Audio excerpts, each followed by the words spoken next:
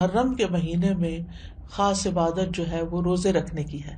تو اس مہینے میں اللہ کی توفیق سے اگر ممکن ہو تو کثرت سے روزے رکھنا مستحب ہے. روزوں کے اعتبار سے رمضان کے بعد سب سے افضل مہینہ ہے. محرم کے مہینے میں خاص عبادت جو ہے وہ روزے رکھنے کی ہے. تو اس مہینے میں اللہ کی توفیق سے اگر ممکن ہو تو کثرت سے روزے رکھنا مستحب ہے.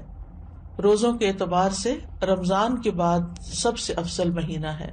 صحیح مسلم کی روایت ہے، ابو ہریرہ کہتے ہیں کہ رسول اللہ صلی اللہ علیہ وسلم نے فرمایا، رمضان کے بعد سب سے افضل روزے اللہ کے مہینے محرم کے ہیں. ابن رجب کہتے ہیں کہ یہ حدیث اس معنی میں واضح اور صریح ہے کہ رمضان کے بعد نفلی روزوں میں افضل ترین روزے اللہ کے مہینے محرم کے روزے ہیں، اور یہ سب نفلی روزے ہیں. فرض روزوں سے پہلے محرم میں روزے رکھے جاتے تھے، پھر جب فرض روزے رمضان میں ہو گئے تو پھر محرم کے روزے جو ہیں وہ نفلی ہو گئے. نبی صلی اللہ علیہ وسلم صرف شعبان میں کثرت سے روزے رکھتے تھے. عائشہ رضی اللہ تعالی عنہا روایت کرتی ہیں کہ نبی صلی اللہ علیہ وسلم شعبان کے مہینے سے زیادہ کسی اور مہینے میں نفلی روزے نہیں رکھتے تھے. مطلب آپ نے محرم کا سارا مہینہ روزے نہیں رکھے یا شعبان سے زیادہ نہیں رکھے. اسی طرح صحیح بخاری کی روایت ہے، ابن عباس کہتے ہیں نبی صلی اللہ علیہ وسلم نے رمضان کے سوا کبھی پورا ایک مہینہ روزے نہیں رکھے.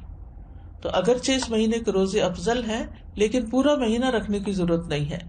آپ روزے رکھتے حتیٰ کہ کہنے والا کہتا واللہ آپ کبھی افطار نہیں کریں گے، یعنی مسلسل رکھتے چلے جاتے تھے.